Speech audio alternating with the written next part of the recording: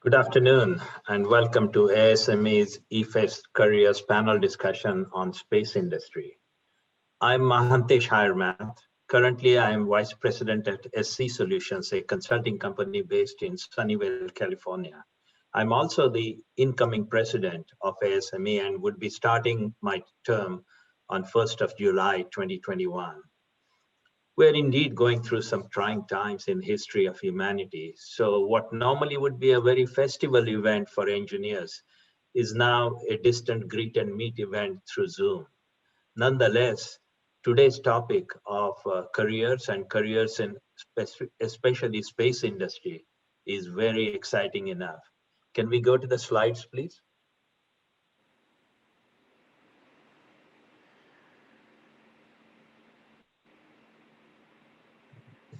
Today, the space industry is a key industry in terms of the global economy to the tune of $5 trillion.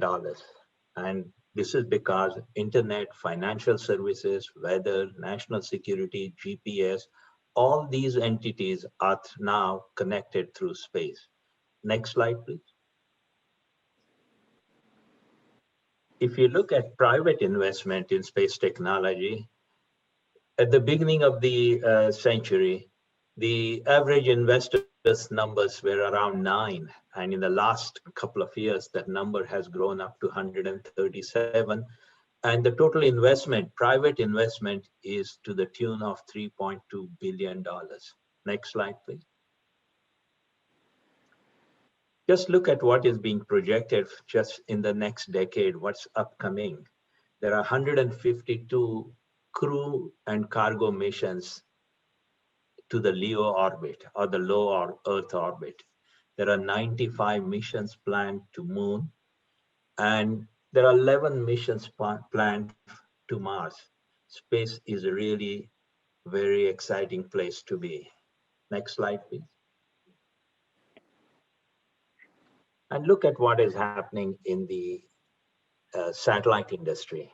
In 2010, we had about 70 satellites launched. In 2019, that number had grown. And by the time 2030 comes around, we'll have thousands of satellites into orbit.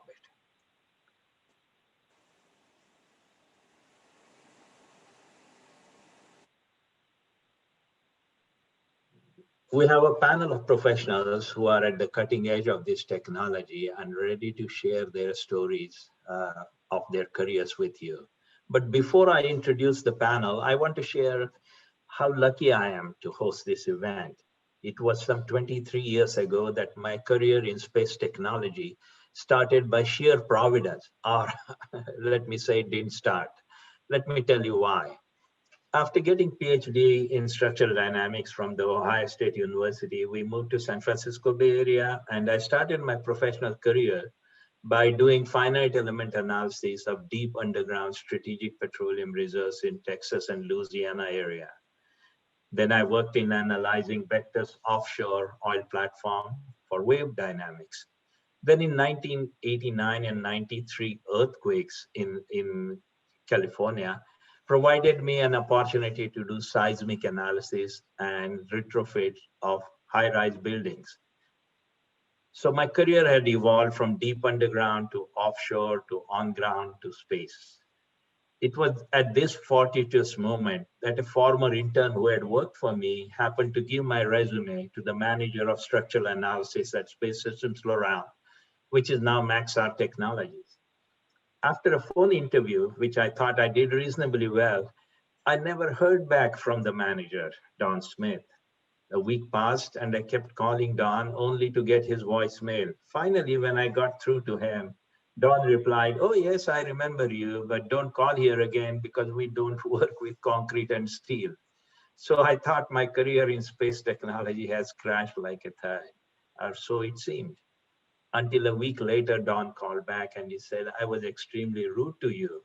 You may be able to do a few things for us. Why don't you come in for a personal interview?" The rest is history. Over the next 2 decades, I worked in my dream job, designing, analyzing, manufacturing, testing, shipping, and launching some of the most complex commercial geosynchronous satellites for DirecTV, Dish Network, Sirius, and XM Radio, etc. Our satellites were launched on Atlas rocket built by Lockheed Martin or Falcon rockets built by SpaceX. Blue Origin is the latest entrant into this exciting ecosystem, ready to launch payloads into orbit. Today, space is no longer a domain limited to government agencies like NASA or DoD. Private commercial partners like SpaceX, Blue Origin, Spin Launch, Relativity Space, OneWeb, Planet Lab, Momentus, Swarm Technology have brought on new faces and new energy and new investors. Now space is poised not just for commercialization, but industrialization, travel, transportation, habitat, mining, etc. So a discussion about careers in such an exciting ecosystem could not have been better time. Now, how many times have you heard, you don't have to be a rocket scientist to understand it? That's how space professionals are revered by the rest of the society. And today we are fortunate to have panelists who are practitioners in this field. Here is how we are going to go through this panel discussion. Each panelist will get 5 minutes for an opening statement, and then we'll take questions and answers at the end. So panel members, in your opening remarks, please state where you're based, where you grew up, which school did you attend, and if you had any family members in engineering, and how did you get into space industry? It's my pleasure to introduce to you today's panel. The first one is Daniel Ritchie from Lockheed Martin, Betsy Sukup from SpaceX, and Bill Ross from Blue Origin. Danielle, would you like to start, please? Yeah, thank you so much. I appreciate it. I'm pretty excited to be here today. So far, it's been a really great EFES careers. I'm really excited about the sessions I've seen so far. I would say this is something I wish I was able to participate in when I was younger and have the opportunities to listen to the people that have presented today. It would have helped me out quite a bit. I grew up in Denver, Colorado, and went to the University of Colorado in Boulder for aerospace engineering. When I was graduating, they happened to cancel the Constellation program. I was really interested in humans in space flight, and they canceled the one program that was trying to put people in space at the time. Fortunately, today we have a lot of, like you said, industry, public-private partnerships, private companies that are interested in going into space on their own. So we're not just dependent on government entities to really support all of it financially. They'll lead the way, but then we'll be able to follow behind. So with that, I went into my master's with an emphasis in bioastronautics to bide my time. And I ended up taking a job at Lockheed Martin working on defense satellites. This happened to be something that was available in the area, given that the Constellation program was still trying to sort itself out. And I felt like it was a good experience because I was still in space. So from there, I went out to Washington, D.C. to learn more about the company and kind of move around a little bit, where I was supporting our corporate offices. I took a job working for our national cyber centers, trying to network those together, and got a good insight into how our defense agency works to combat, I would say, threat actors from different countries and nations. So it was a really interesting time. But I still had this desire to work and go back to humans in space. So I took a job as a lead doing the Orion software review panel for their preliminary design review. And it was a terrible job, but I got my foot in the door to get back into human spaceflight. And from there, I moved over to where I am now, trying to figure out what we're going to do next with our long-term human spaceflight, with habitats on the lunar surface. They're going to Mars, and then hopefully to asteroids and beyond. Thank you, Betsy. Bill, you want to go next? Yeah, I can absolutely do that. Hi, happy to be with you all today, and I'll echo what Danielle said. I wish a session like this was around back when I was in school. I'm originally from Bloomington, Indiana, and I went to Purdue University. So any of you who know Big Ten sports know I was a traitor when I did that, but it was absolutely the right move for me. My fall semester at Purdue was when 9/11 happened. So the aviation industry was tanking. NASA wasn't sure what was going to happen. So I was like, I'm going to be a mechanical engineer and I'm going to take all my electives as aerospace, and because I want to make sure I have a job when I graduated. So I ended up interning with GE along the way. And then once I graduated from Purdue, I was actually able to get full-time position there. I will say one more thing about my time at Purdue is I was really active within ASME there. In my last semester on campus, I was the president of our local ASME chapter. So I started working at GE Power. I did their Edison engineering program where I worked on wind turbines, gas turbines, and also did a little stint in repair. After that 2-year program, I started working combustion design for industrial gas turbines, really working on alternative fuels. Traditionally, these types of engines run on natural gas. So I was looking at things like where natural gas had high amounts of hydrogen, ethane, propane, butane, or inerts like nitrogen and CO2. I also got to do a lot of time working on diesel injectors because diesel is kind of a backup fuel for these large power generators. The first part I ever designed went into a power plant in Abu Dhabi. The second system I designed went into oil refinery in Spain. So a lot of very different things. Then I decided to transfer to our aviation division where I started working on the Passport 20 turbofan. The conceptual design had just started. So I actually got to see that whole design through FAA certification and see that engine fly for the first time. I also got a chance to work on like some legacy engines, from GE 90, which is one of the largest engines in the world, to the small T700 turboprop, which powers our Black Hawk and Apache helicopters. I remember one of the last days before I left GE, an interesting one is I'm working on T700, which went into service 5 years before I was born. And then the other time I'm working on a brand new turboprop design, doing conceptual design for the next generation turboprop for Cessna. So very wide range of things. But the space industry called me. I was really excited about the things that Blue and SpaceX were doing. And I decided it was time for me to, go back to that pen I put, back at the beginning of my freshman year of college, like, yeah, I need to go back to the aerospace industry. Luckily, Blue was hiring, and they were more interested in my experience through testing and combustion product design than really rocket experience. And so I was able to get a position, and since then I've been able to work on our BE3 and BE4, from doing testing to design to getting us ready for production and flying on a regular basis. Thank you, Bill. And next is Betsy.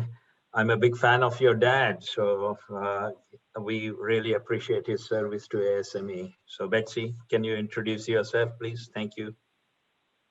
Sure thing, Hantesh. Thank you for the great intro. Thank you, Danielle and Bill, also for your very interesting backgrounds. My Hantesh, I felt like your question about having family involved in engineering was somewhat directed at me, since my dad works for is himself an engineer, so I think it's in my blood.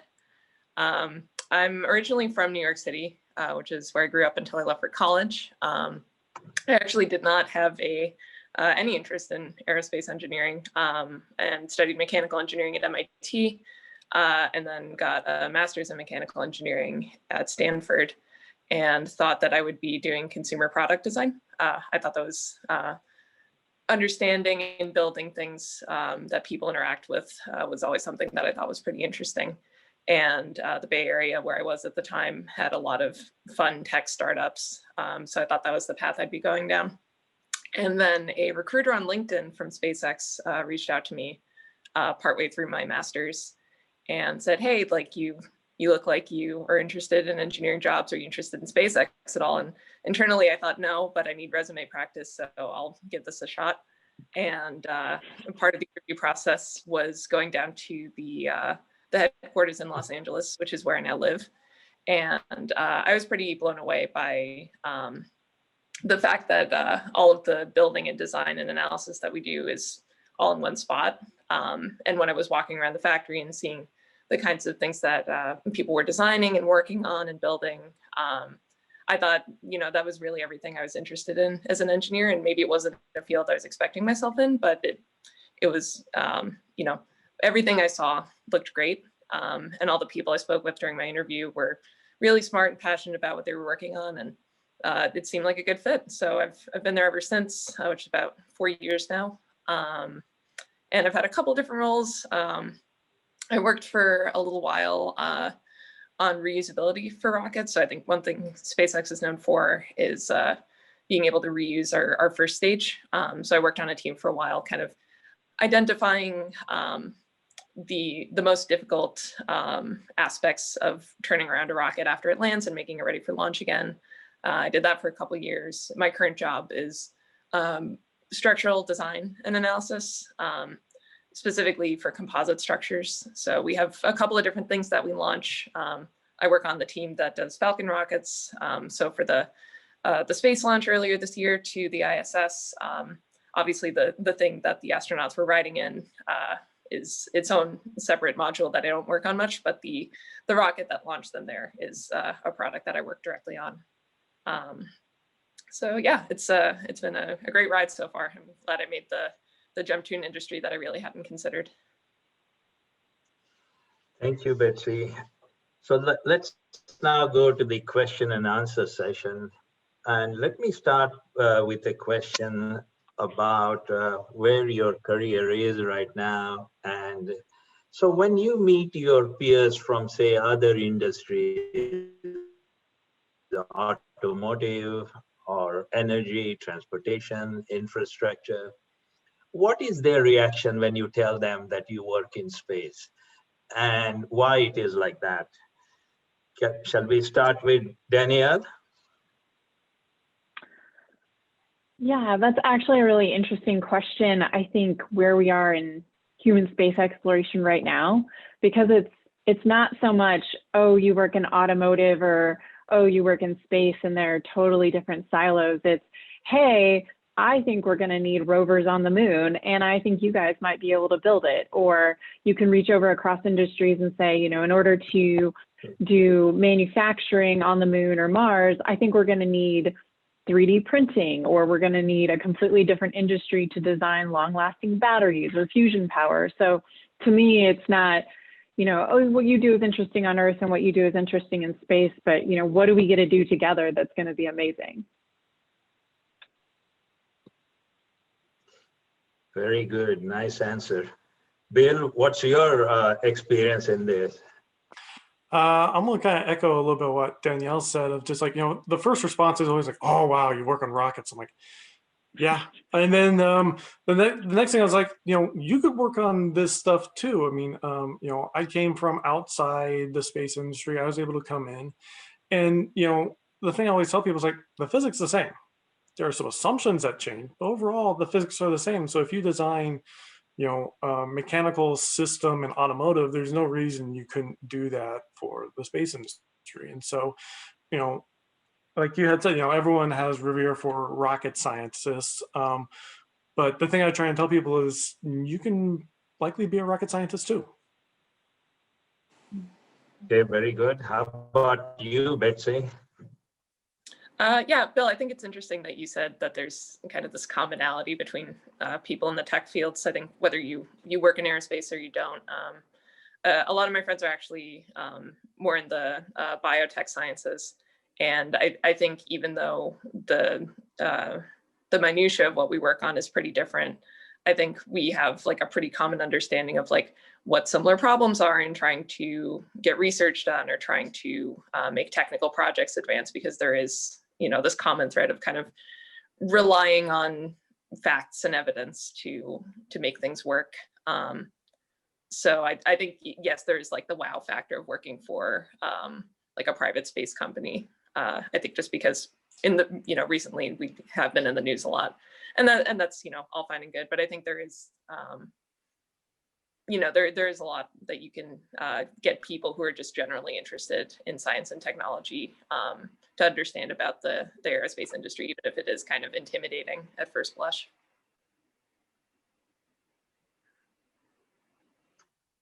Thank you. I want to ask one more question before we go to the questions on the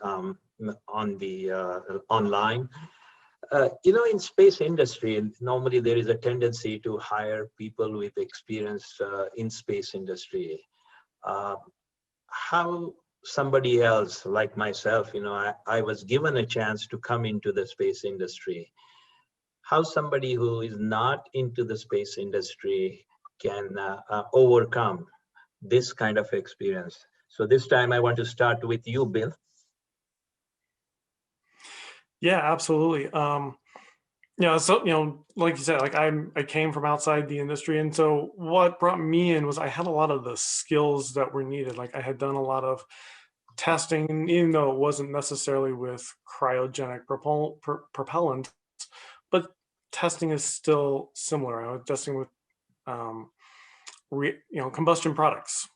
Combustion products don't change a lot depending on what your fluids are. You still create carbon dioxide. If you've got a hydrocarbon, you still create water vapor. A lot of those things are still the same. And so, one of the things I would say to young engineers is, look at the positions that are available and see where you align. The other thing is go look at the senior positions.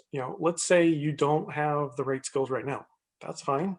I didn't have the right skills right out of school. I had to go develop them. So go look and see what some of the senior positions are and see what skills they're looking for. And then try and start to lay out that path. What skills do I need to go pick up along the way? Things like structural design. You can go be a tank builder for, tanks that are here on Earth, and then you use that to leverage and find out, learn what might be different about your current design versus what might be a design on a rocket engine, and start to kind of like put those pieces together so that once you build that strong skill set, you become a lot more marketable to companies in the space industry. Danielle? Yeah, I want to echo a little bit more about what Bill said, and then add on to that. I think space is just a really specialized application. So Mahantesh, I know you talked about doing FEM early on. And when I think about doing FEM analysis, you might be doing that for a pressure vessel. That could be a submarine, or it could be a habitat in space. But you still need those skills of somebody who understands how to build a mesh grid, how to do load paths, how to do that analysis. Same with software engineers. We need those people who don't necessarily know about the physics of space, but they know how to do, really solid software programming, or somebody who's a mechanical engineer that understands how to do, again, 3D printing. And then we just talked to them a little bit more about, oh, by the way, I need you to create a centrifuge so you can do that with zero gravity, which is a really cool problem to have. It's an additional constraint. And so I don't think aerospace, with that stigma that we talked about, is all that different than any other industry, in that it brings in all of these different skill sets for just a really specific application. Thank you. Betsy, you have anything to add? I think Bill and Danielle did a pretty fantastic job covering everything. I think the only thing I can add is that the aerospace, to make a rocket work, takes a lot of different functioning parts. So even if you don't have a background in aerospace engineering, there are still many different sciences and engineering disciplines that are required to make the rocket work, or to test it, or to ship it across the country. So even if you don't have exactly what's on the resume, I think if you're interested in the field, you can still find a way to get your foot in the door by marketing what you've got. So that brings me to the question on the line, and I want to go to Betsy because this is related to mechanical engineering. What should a mechanical engineering student require to do in order to get a job in the space company? So I think this advice would go not just for space companies, but I think working on something that shows you've got some hands-on experience. I think a lot of mechanical engineering, what I love about it is it's a good mix of theory and practice. And I think when you're trying to get into an aerospace company, saying that you've got a project that you worked on, something real and physical that you built, and whether it worked well or it didn't, having the understanding of what you did to make your part work is something that's really valuable, because obviously we're building real tangible things here too on a much larger scale than anything you could do for a school club or your own personal project. But you've got to start somewhere, and starting with that kind of building experience is really valuable. I know personally I did FIRST, which is a kind of high school based robotics program. And a lot of my classes and coursework during college and my master's program also had hands-on aspects to it. And I remember during my interview process, I got asked a lot about projects I worked on. So I think making sure that it's not just theoretical stuff that you're working on is pretty valuable. Okay. Bill, how about you? Yeah, I think I'll echo a lot of what Betsy said. I mean, even just looking at mechanical engineering, the scope is still fairly broad. So, kind of find your niche within it and just kind of, dig deep and go into it. Also echo, being hands-on. I lucked out one of my first internships at GE. I worked at a plant that was a non-union shop. And so I didn't have a computer for my first 2 weeks. And instead of just kind of sitting there twiddling my thumbs, my mentor was like, no, you're going to the shop floor and you're going to go help assemble engines. And you're going to help go put fuel nozzle assemblies together. And so I would do that. I would work with them on first shift. And then when they would take a break, I'd go back to my desk and I'd pull up the drawing. I'd be like, oh, that's what the drawing calls out. That's how it actually goes together. And one of my more fun experiences was we had to measure the gap between the end of the combustion chamber and the leading edge of the nozzle. And so they stuck me into the combustion chamber and my feet were kind of dangling out, and I had to go in there with calipers and go do the 6 measurements and yell them out to the other guy who can write them down, and then wiggle my way out and then repeat it for the 15 combustion cans are around this engine. So definitely get your hands dirty, get hands on, and it'll make you a better designer. So many times, like I've seen people who don't really understand how things to go together and their designs just aren't the best, but the people who have hands-on experience, they do fantastic designs because they know what it's going to take to actually put it together and create a good product at the end. So Danielle, you come from aerospace background. So how do you see people with other engineering background, whether it's mechanical, electrical, material science, or others? What do they need to do to get into space industry more readily?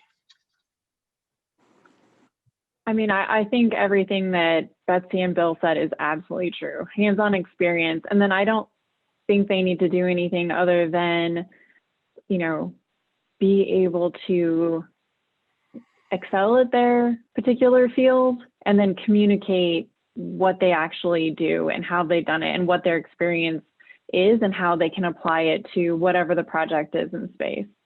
So whether it's a rocket, whether it's a habitat or a small rover, you're going to need almost all of the skill sets that you listed out. And so I would just say that hands-on experience that you have, whether it's a senior design project, whether it's a 3D printer in your garage, whether it's, software that you have written or worked with the FIRST robotics team, make sure that you can spell that out. And so the resume session that we had earlier today showed really good examples on how to make sure that you're communicating your experiences and that you'll get to a recruiter and get to an interview, and then just have passion.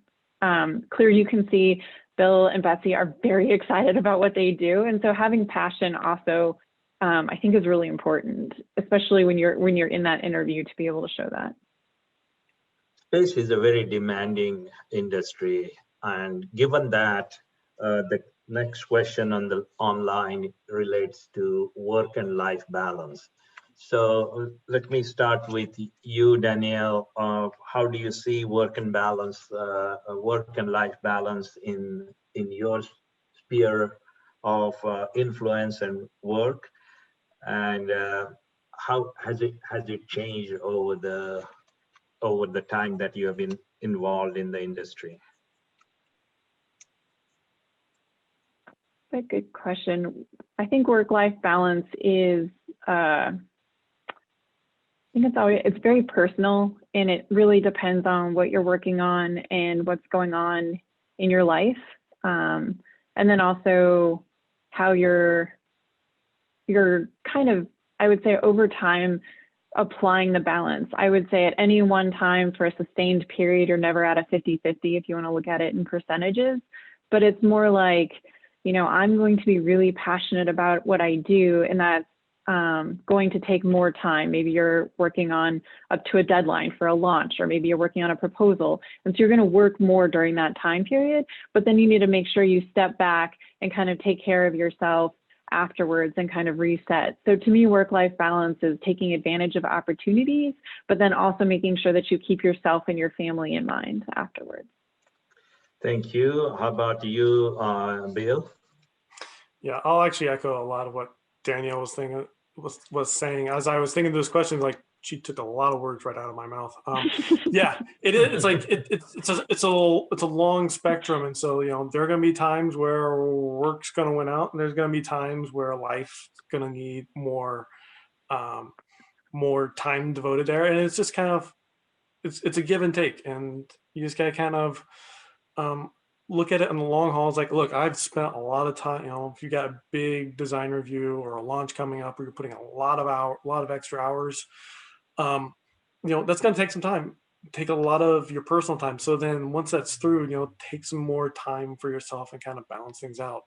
You know, I've done my fair share of checking email on Saturdays and Sundays to see how a task went, or, you know, launch windows don't really care if it's a work week or not. They're all hours of the day. And so it's really just kind of dealing with setting your own priorities and knowing that, hey, this is really important. I need to put the time and effort into this. And then once that's over, knowing that you need to pull back a little bit and take some time for yourself. How about you, Betsy? How about your work-life balance in your current work environment?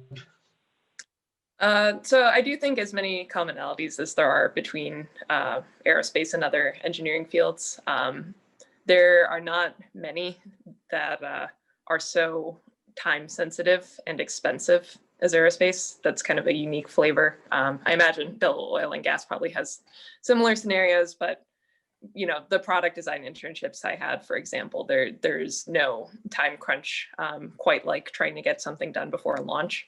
So I do think if this is a field you're interested in, you do need to be honest with yourself about being in situations where you do need to get something done by a certain deadline, and you may need to rearrange your priorities to make that happen. That being said, you can be selective about the job you take within the industry. There are a lot of people I know who work at our launch site, and they love the high intensity, high stress environment of, you know, working super long days and doing something heroic to make a launch work. And I think that's pretty fantastic. And if you love that, then aerospace is a pretty awesome career for you. I hate that. So I pretty intentionally took a job that is much earlier in the pipeline. And I think in my personal experience, the earlier you are in terms of development compared to actual formal building and launching of rockets, the more flexibility you'll have with your schedule. So it's something to be conscious of. Thank you so much. I think there are questions from students online, as well as about what kind of courses they need to take if they are doing graduate work. And also there are questions from early career engineers about how they can retool their skill set in order to become more appealing to the space industry and find their bearing into space industry.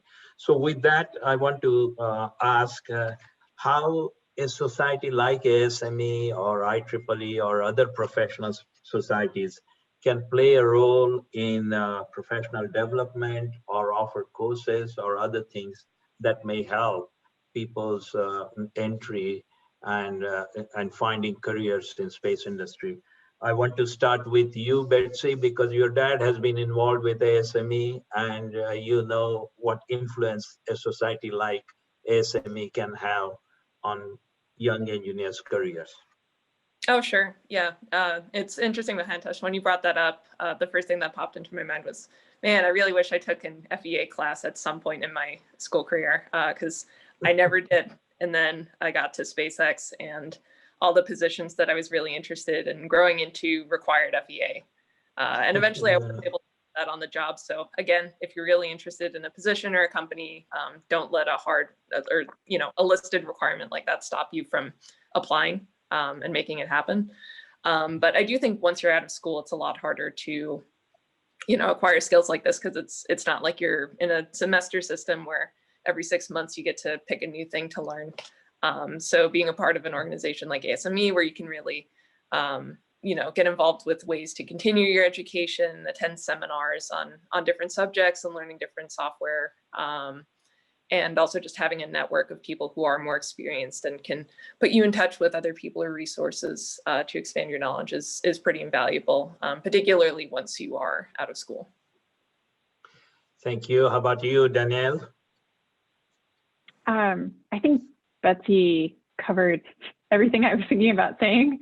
So I would add that getting your foot in the door is, I would say, half the battle, maybe 75% of the battle, because you do have the opportunity to move around once you get into a company. I know SpaceX, Blue Origin, and Lockheed Martin all have things that they work on, but there's a lot of different roles you can take within the actual company. So I'd say, like, I entered into the company doing software, and I hate software. I should never code. I can read it, but it's not my field of expertise at all. But I think it's been invaluable to understand how software works, because then I can apply it to what a systems thinking approach is for building something like a spaceship.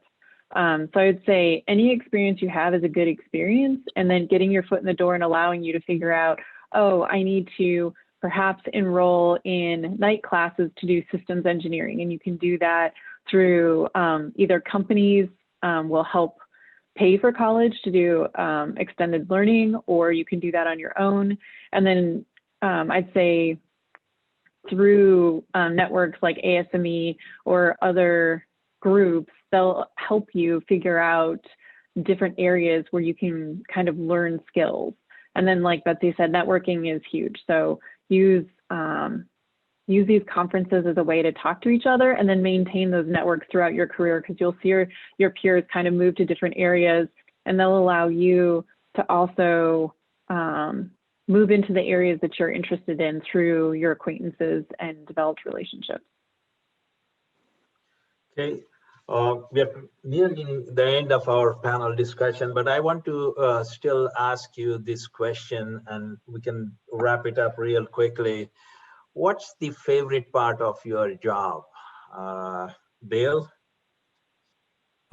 Favorite part of my job is really seeing products that we make, not only make it to the engine to be tested, but also to see it fly. Sure, Betsy can speak to this, and probably Danielle as well. Is like, there's nothing quite like seeing something take off where you can say, I touched that, I had my part in that. Yes. It's a very special feeling. And so, though, it's those days where like I can see it and see the launch be successful. It's like, okay, I absolutely picked the right place. I picked the right field. I'm where I'm supposed to be. Betsy, how about you? I think what I like most about it is aerospace tends to attract very smart, very hardworking people. So I think inherently, if you're going to work in an aerospace company, you're going to end up with those kinds of people. And I remember when I was graduating college, I was thinking, there's going to be a point when I don't have TAs anymore. What am I going to do when I have questions and I don't know how to answer them? There's no cheat sheet. And what happens is, in the real world, you just work with people who are more senior, people who maybe don't have the answers, but they're going to struggle along with you. And I think being able to do that with people who are also really smart and really passionate is very gratifying. Okay, how about you, Danielle? I agree. Launches and seeing your thing is like the coolest thing ever. Human spaceflight tends to not have many things launched, so those are far and few between. But I'd say also seeing things that you never thought of before earlier in your career, or something that was like in school, a far off notion, actually come to life with, you know, something occurring. So for example, if you're actually going to see humans go to Mars or live on the moon for a year at a time, stuff that you may have not thought possible when you were early on in your career or even middle of your career, and all of a sudden it comes to fruition. I think the ingenious nature of the people you work with and people's creativity has no end. So seeing that actually every day is really cool. Okay, thank you. I want to squeeze in one more question. And if you can keep your answers short, that would be really helpful. What special projects or skills that space industry looks for in an applicant? I want to start with Bill. I think the biggest thing is just be curious and be inquisitive because of our industry. You know, you'll be on a test or a flight and strange things happen. You got to be able to like dig into the details and really get to the root cause of, you know, what's causing that phenomenon. Just by being inquisitive and always just trying to like find out more, learn more, and get to the end solution. That's the one skill I see again and again that's very valuable. Thank you. How about you, Betsy? I can say one thing that we look for at SpaceX in particular is just something that you're passionate about and something you put a lot of time into. To be honest, it doesn't even have to be engineering related. We hired someone who's just really good at yo-yoing, and he built his own yo-yos. So just find your passion and get good at marketing it. Danielle, your thoughts? I definitely agree with the passion. That is huge. Communication, being able to communicate your ideas, your thoughts, your passions is really important. Okay, with that, I want to conclude this portion of question and answers, and that brings me up. And Keith, I want to ask you if you have any slides to show at this time, or?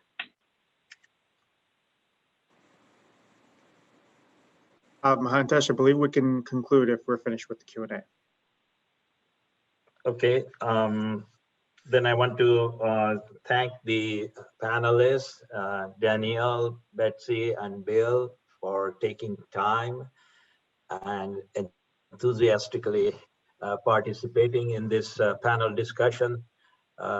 You, of course, are working in a technology, in an area, in an ecosystem that is very exciting. And thanks for sharing your work experience, your background, and also the way you answered the questions. I hope those who are in attendance, many of them are students who are aspiring to get into space industry. There are early career engineers who want to change their careers and make an entry into an exciting ecosystem like space. So you provided them with the right information and right excitement. I hope that will be helpful to them.